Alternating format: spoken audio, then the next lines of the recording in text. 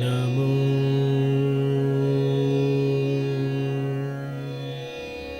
अरिहन्ताणं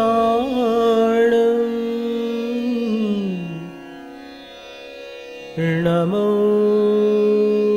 सिद्धाणं नमो आयर्याणं नमो वज्झायाणं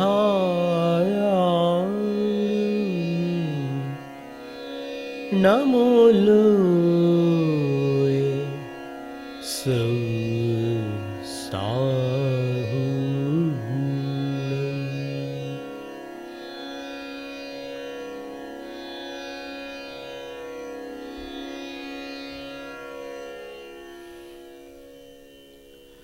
परमात्मा के नाम कीर्तन से भावों में निर्मलता आती है।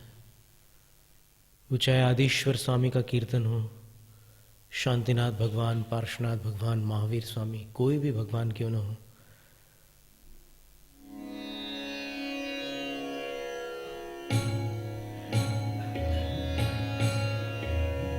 जय जय शांतिनाथ स्वामी, जय जय शांतिनाथ स्वामी, जय जय शांतिनाथ स्वामी, जय जय शांतिनाथ स्वामी, जय जय शांतिनाथ स्वामी।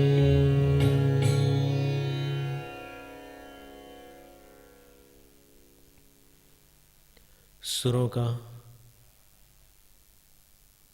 और शब्दों का अपने भावों के साथ अनादि संस्कारवश और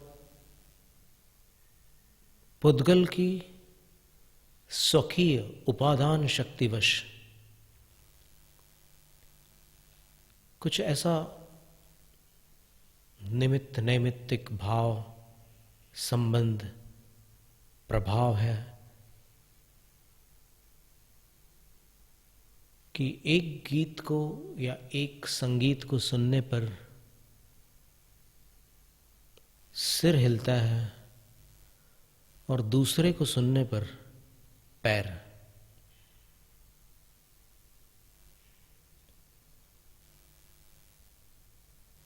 और जब तक साधना की श्रेणियों को पार करते हुए साधक उस उच्च अवस्था में स्थिर नहीं हो जाता जहां वो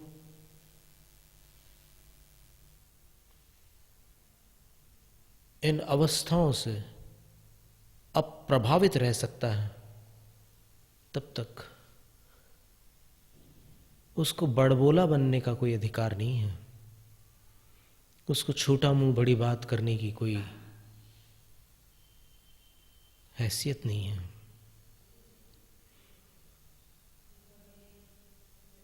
परम सत्य तो ठीक है, अपनी जगह वैसा ही रहता है, लेकिन कुछ भूमिकागत सत्य भी होते हैं जिसका ध्यान रखना होता है। ये ठीक है कि निर्विकल्प समाधि में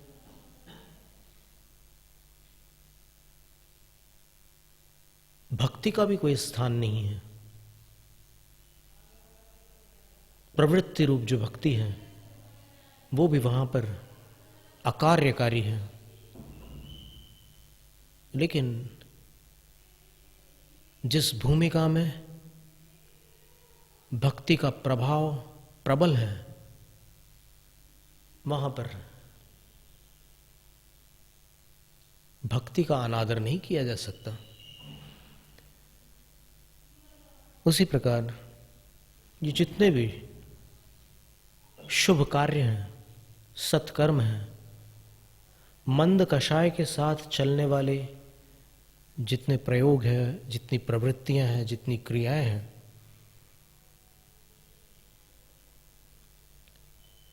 उनका समादर करने की बात आचार्य अमृतचंद्र स्वामी ने लघु तत्व स्फोट में की है। ज्ञान ने और क्रिया ने दोनों की मैत्री ही कल्याणकारिणी है, ऐसा उन्होंने स्पष्ट किया है।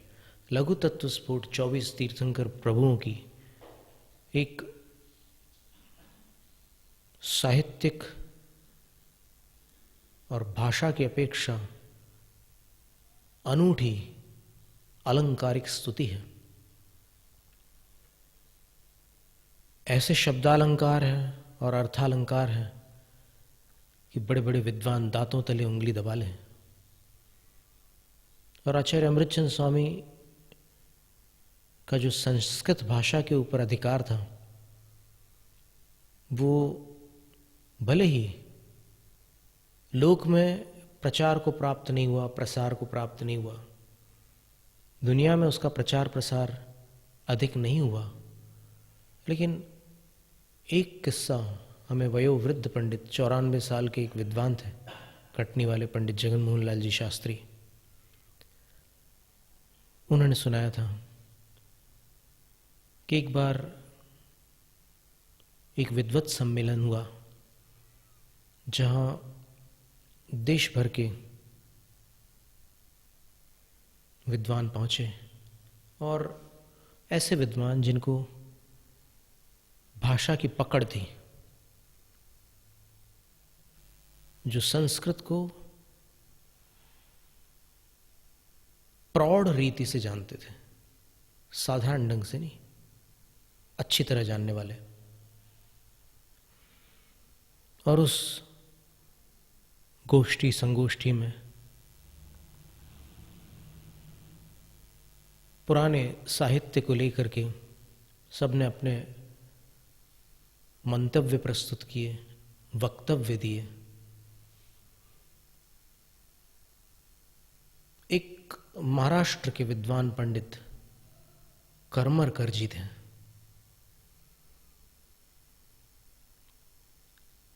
तो बाण भट्ट, माघ, भारवी और महाकवि कालिदास आदि जो विख्यात नाम हैं, उन नामों को लेकर के सब चर्चाएं चलती रही।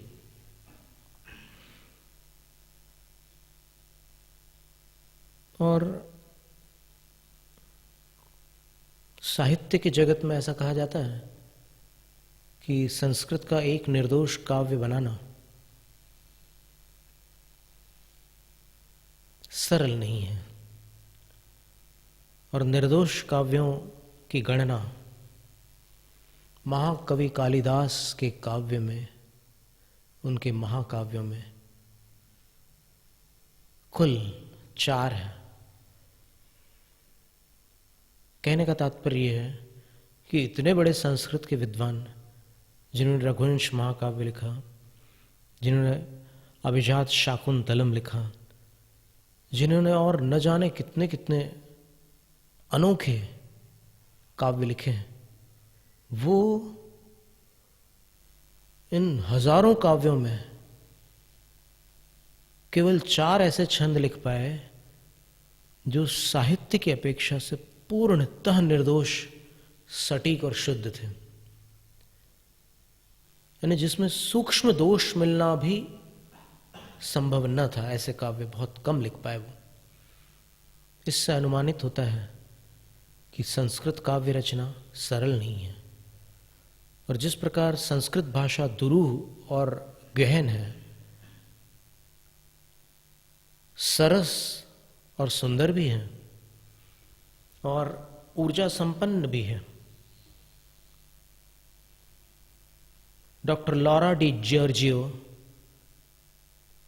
ने संस्कृत के कुछ मंत्रों का उच्चारण करके, विदेशी है लेकिन फिर भी उसने भारतीय परंपरा से संस्कृत मंत्रों का उच्चारण सीखा, और उसने कहा कि बुद्धि बढ़ाना हो तो फिर ये मंत्र पढ़ो, और पढ़ करके स्वयं बता रही है, ओम ऐं सरस्वत्यै नमः, ऐसा उच्चारण करके वो बतला रही है।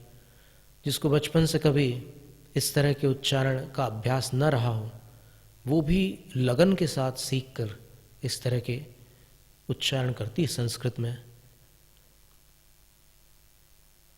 तो संस्कृत में बड़ी क्षमता है, और सब भाषाओं में एक ऐसी परिष्कृत भाषा है संस्कृत। संस्कार शब्द परिचित शब्द है। संस्कार का अर्थ होता है सजावट, और संस्कृत का अर्थ होता है सज्जित। तो जो भाषा सजी हुई है उसको संस्कृत कहते हैं। और संस्कृत केवल व्याकरण सीखने से नहीं आती, संस्कृत केवल छंद सीखने से नहीं आती, संस्कृत केवल साहित्य सीखने से भी नहीं आती। संस्कृत के लिए सबका ज्ञान आवश्यक है। वांग्मय जिसको कहते हैं, वांग्मय शब्द का अर्थ होता है छंद, व्याकरण और अलंकार। इन तीनों को जानने के बाद वांग्मय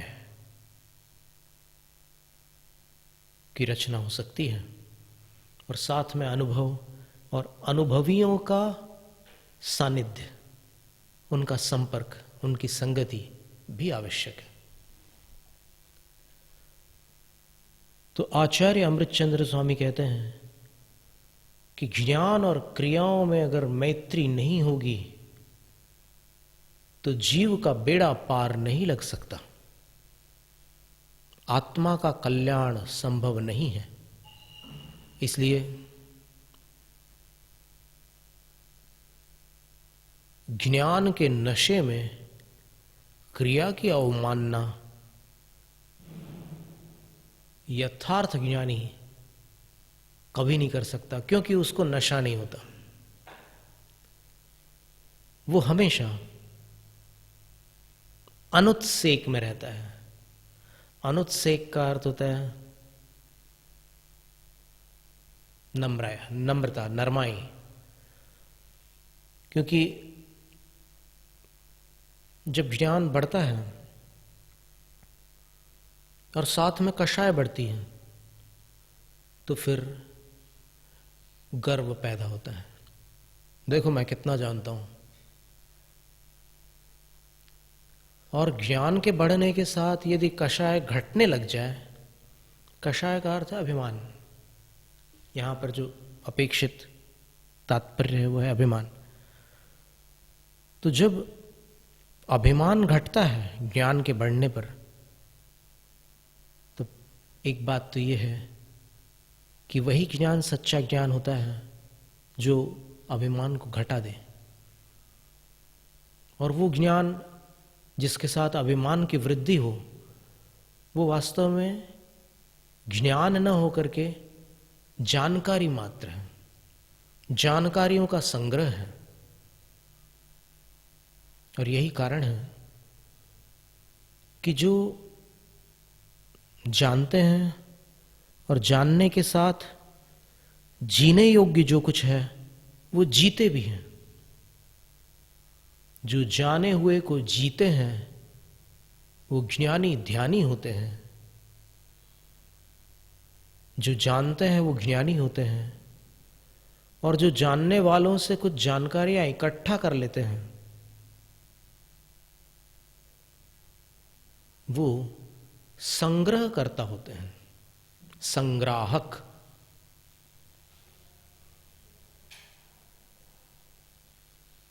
जिस प्रकार अनशन, अवमोदर्य, वृत्ति परिसंख्यान, रस परित्याग, विविक्त शय्यासन और काय क्लेश, ऐसे 6 बहिरंग तप जैन परंपरा में बतलाए हैं।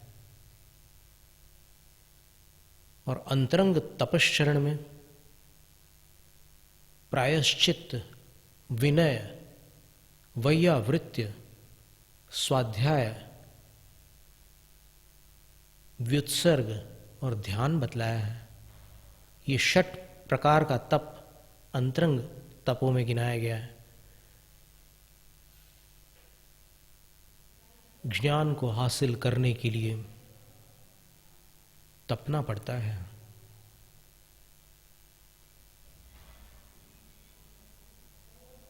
और तपे बिना परिपक्वता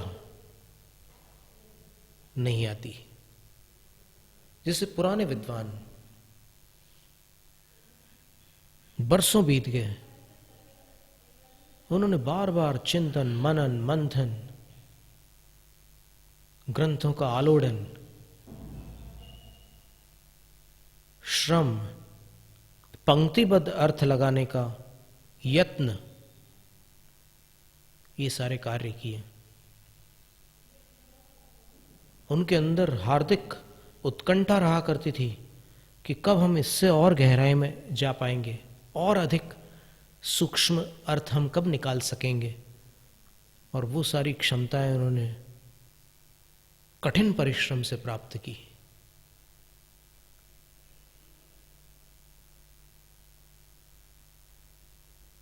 भक्ति सरलता के बिना सरल नहीं है, ज्ञान परिश्रम के बिना सरल नहीं है, और ध्यान साधना के बिना सरल नहीं है। ब्रह्मचर्य की बात चलती है, अक्षरों का, शब्दों का और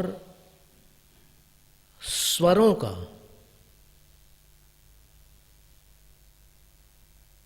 संगीत के 7 सुर सब जानते हैं, पर सत्य यह है कि उन 7 सुरों में कुछ सुर कोमल भी होते हैं, कुछ सुर तीव्र भी होते हैं। तो 7 सुरों में शुद्ध स्वर तो 7 है ही, उन 7 शुद्ध स्वरों में कोमल और तीव्र स्वरों को और मिला लिया जाए तो फिर कुल 12 स्वर होते हैं।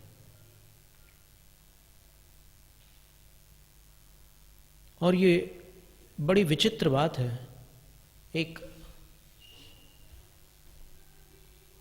अजीब सा संयोग है, एक प्रकृति का एक विचित्र नियम है।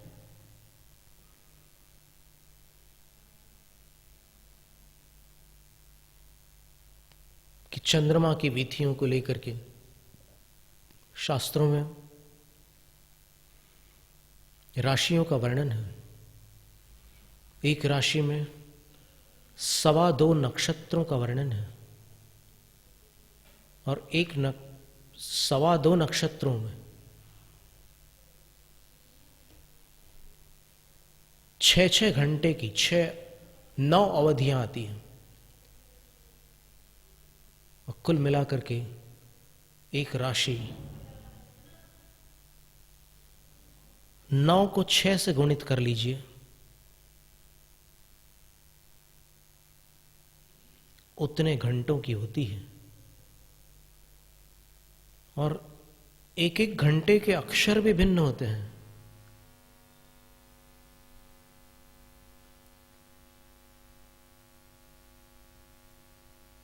ये सारा विश्व एक व्यवस्थित गणित पर चलता है, और उस गणित को ठीक से न समझने के कारण मनुष्य चित्र विचित्र कल्पनाएं करता है। कोई भाग्यवादी बन जाता है कि सब भाग्य के ऊपर चलता रहता है, कोई पुरुषार्थवादी बन जाता है कि सब अपनी मेहनत से ही चलता है, पसीना बहाओ, खून पसीना एक करो तो फिर जिंदगी चलती है। और कोई भगवान भरोसे भी चलते हैं कि जो है सब भगवान जानते हैं, उनसे तो कुछ छुपा नहीं है, वैसा ही होगा जो वो जान रहे हैं। और फिर जो ईश्वर कर्तृत्व के मानने वाले हैं वो ये मानते हैं कि जैसा वो कराएगा वैसा ही होगा, उसकी मर्जी के बिना तो पत्ता भी नहीं खड़कता। ब्रह्मचर्य के विषय में कुछ इन अक्षरों को लेकर के वर्णन आगे चर्चा में आने वाला है।